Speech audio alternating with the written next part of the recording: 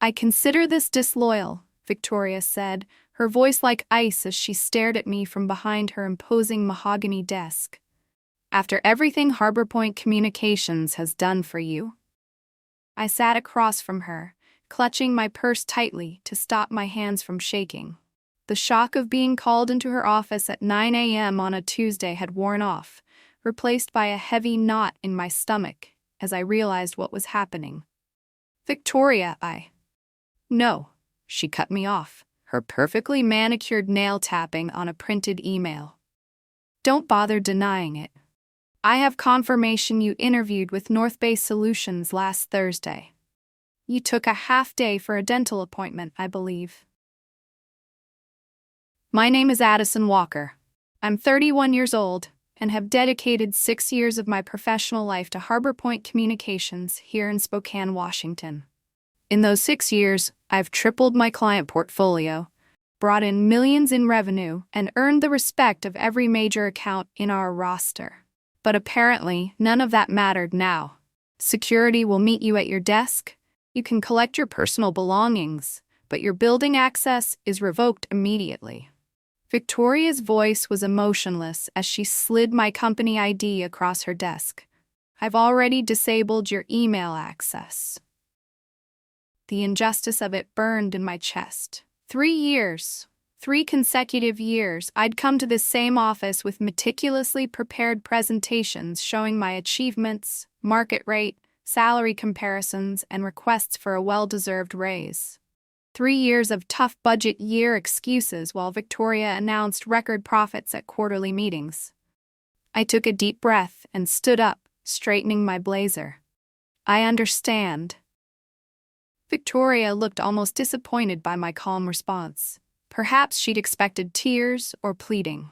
Instead, I extended my hand across the desk. I wish you and Harbor Point continued success, I said, my voice steady despite the emotional turmoil inside. She hesitated before briefly shaking my hand, confusion flickering across her face. As the security guard hovered awkwardly by my desk while I packed my family photos and 6 years of desk plants into a cardboard box, I felt surprisingly calm. Colleagues shot concerned glances my way, but I smiled reassuringly at them. No drama, no scenes, just dignity. Walking out of those glass doors for the last time, the April sunshine warm on my face, I realized something important. Victoria thought she was punishing me. She couldn't have been more wrong. As I placed the box in my car trunk, my phone buzzed with a message from David Klenn, CEO of North Bay Solutions. Can we move our final discussion to today, 2 p.m.? I smiled. Victoria had no idea what was coming. It's funny how 6 years of your life can fit into a single cardboard box. As I drove home from Harbor Point, the box secure in my trunk, I reflected on everything that had led to this moment. I joined the company fresh out of graduate school, eager and determined. Despite my marketing degree from Washington State University, I'd started in an entry-level position, making coffee runs and organizing meeting notes. But I worked tirelessly, staying late, volunteering for the difficult projects nobody wanted, and building relationships with clients who others had written off as too demanding. Within 2 years, I was handling our mid-tier accounts.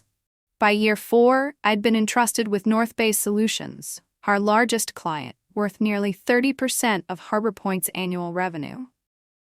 David Klenn, North Bay's CEO, specifically requested me as their account manager after I'd stepped in during a crisis when their previous representative dropped the ball. You're the only one who seems to understand what we need before we even ask, he'd told me. From then on, the relationship between our companies flourished, with North Bay extending their contract and doubling their marketing budget with us. Victoria had been pleased then. This is the kind of initiative we value, she'd said, though that value never translated to my compensation. My first request for a raise came after that success, armed with performance metrics and revenue numbers that spoke for themselves. It's just not in the budget this year, Victoria had explained with a rehearsed look of regret. but your contribution is noted." I accepted it then. The economy had been uncertain, and I was still building my portfolio. But the following year, after bringing in 3 new major clients and receiving an industry award for a campaign I'd designed, the same answer came. "Next year will be better." She promised. "We just need to tighten our belts a little longer." Meanwhile, Victoria drove to work in a new luxury SUV, and the company leased an additional floor in our building for expansion. Still, I remained loyal, believing that dedication would eventually be rewarded. The third denial came 6 months ago, right after I'd successfully negotiated a 40% increase in North Bay's annual contract value. "Your performance is exceptional," Victoria had said. "But we're investing in infrastructure this year. Perhaps we can revisit this in the summer." Something in me had finally broken. That night, I updated my resume for the first time in 6 years, not out of anger or revenge, but out of self-respect. I was worth more than constant promises and perpetual denial. I just never expected Victoria would discover my job search before I was ready to give my notice. At home, I set the cardboard box on my kitchen counter and stared at it, the reality of what had just happened finally hitting me. I wasn't just between meetings or taking a day off. I was unemployed. The weight of it pressed against my chest, momentarily making it difficult to breathe. My phone rang, displaying my best friend Olivia's name. "I just heard," she said when I answered. "Thomas texted me. Are you okay?" Thomas was Harbor's IT specialist and Olivia's boyfriend. News traveled fast. "I'm processing," I replied honestly, sinking onto a kitchen stool. "It happened so quickly." "It's completely unfair," Olivia said, her voice rising with indignation. "Everyone knows you're the only reason North Bay has stayed with Harbor Point this long. Victoria is just intimidated because you're better at the job than she ever was." There was some truth to that. Victoria had been the company's star account executive before moving into management. Many of us suspected she missed the recognition and client relationships, often inserting herself unnecessarily into my meetings with North Bay. "The worst part is how she did it," I said, feeling a flash of anger. Like I'd committed some kind of corporate treason by looking for opportunities after being denied advancement for 3 years straight. "It's her loss," Olivia replied firmly. "And honestly, Addison, maybe it's for the best. You've been undervalued there for years." She was right. Of course, I'd stayed at Harbor Point out of loyalty to my clients and colleagues, not because it was the best choice for my career. But getting fired like this, escorted out by security as if I were a criminal, that stung deeply. My phone beeped with an incoming call. "David Clean. Olivia, I need to take this. It's North Bay." "Go take it. Call me after," she said before hanging up. I took a deep breath and answered. "Addison, I just heard what happened at Harbor Point," David said, skipping pleasantries. "Are you available to come in today? I'd like to accelerate our conversation." My heart raced. "Yes, I can be there at 2 p.m. as you suggested." "Excellent. And Addison, don't worry about what happened this morning. Sometimes these things have a way of working out for the best." After hanging up, I stared at my reflection in the kitchen window. The woman looking back at me wasn't defeated. She was being set free. I showered and changed into my best suit, the one I reserved for pitching new clients. As I applied my makeup, I felt a strange calm settle over me. Victoria thought she had punished me by firing me so abruptly, but perhaps she had done me a favor. That morning had been humiliating, but it had also been clarifying. I had given Harbor Point my loyalty, creativity, and countless unpaid overtime hours. In return, I'd been undervalued and discarded. Whatever happened next, I knew one thing for certain. I would never again give my best to people who couldn't see my worth. It was time to step into my power. The North Bay Solutions headquarters occupied the top 3 floors of a gleaming glass building in downtown Spokane. Unlike Harbor Point's dated office, with its beige walls and aging furniture, North Bay embraced modern design, open spaces, collaborative pods, and walls of windows showcasing mountain views. As I rode the elevator to the 30th floor, I mentally rehearsed what I would say in my interview. I'd need to explain my sudden availability without sounding bitter about Harbor Point. Professionalism was key, even when discussing uncomfortable situations. The elevator doors opened to reveal David Clean himself waiting in the reception area. "Addison," he greeted me warmly, extending his hand. "Thank you for coming on such short notice." David was in his early 50s with salt and pepper hair and a reputation for being both brilliant and fair, qualities I'd come to appreciate during our 3 years of working together. "I appreciate the flexibility," I replied, shaking his hand firmly. "It's been an unexpected day." "Let's talk in my office," he said, leading me through the bustling workspace. Several North Bay employees I knew from our account work waved or nodded as we passed. David's corner office was modest compared to Victoria's showpiece, but infinitely more welcoming, with comfortable seating arranged for conversation rather than intimidation. "Coffee? Please." Once we were settled with steaming mugs, David got straight to the point. "I received a call from Victoria Sanders this morning," he began. "She informed me that you would no longer be handling the North Bay account and that she would personally oversee our business until a replacement was assigned." I nodded, keeping my expression neutral despite the small flare of anger. Of course, Victoria would try to retain their biggest client herself. "What she doesn't know," David continued, "is that we were already concerned about our relationship with Harbor Point." This surprised me. Concerned? The latest campaign results exceeded projections by 23%. "The results were excellent," he agreed, "because of your work. But we've noticed changes at Harbor Point over the past year. Delayed responses, quality issues with anyone except you, and frankly, a sense that they're taking our business for granted." He set down his coffee mug and leaned forward. 3 months ago, our board suggested we explore other marketing partners. I resisted because of our relationship with you. You've consistently demonstrated an understanding of our brand and business needs that goes beyond the typical client-agency relationship." My mind raced. Was he saying what I thought he was saying? "When you reached out about potential opportunities here," David continued, "it felt like perfect timing.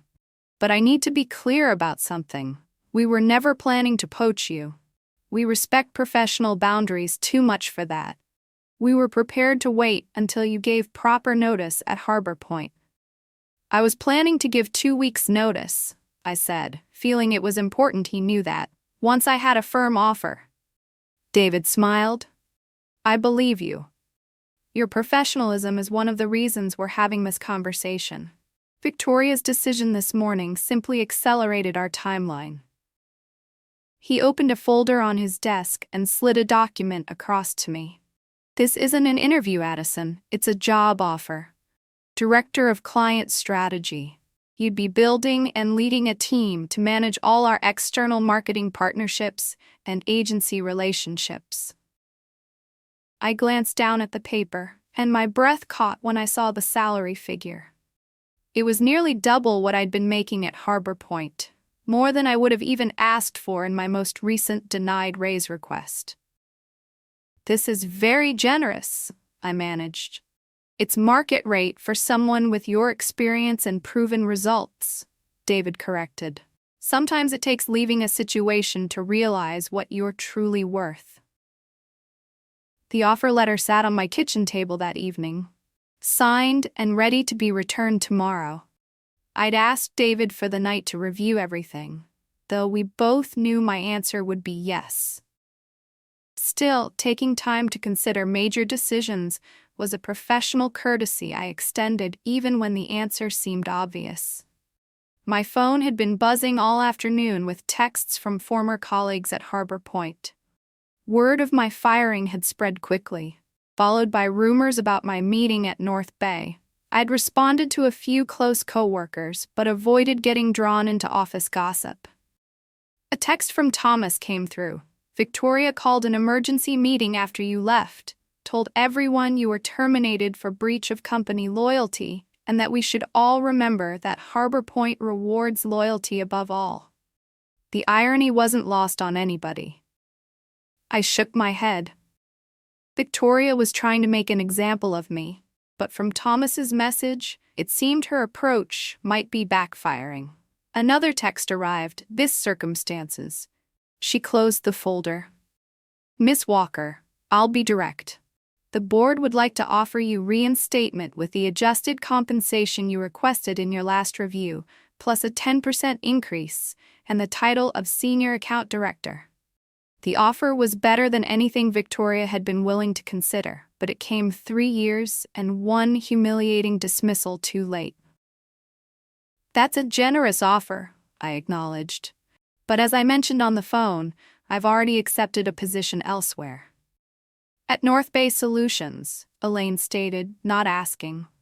I didn't confirm or deny, maintaining professional boundaries.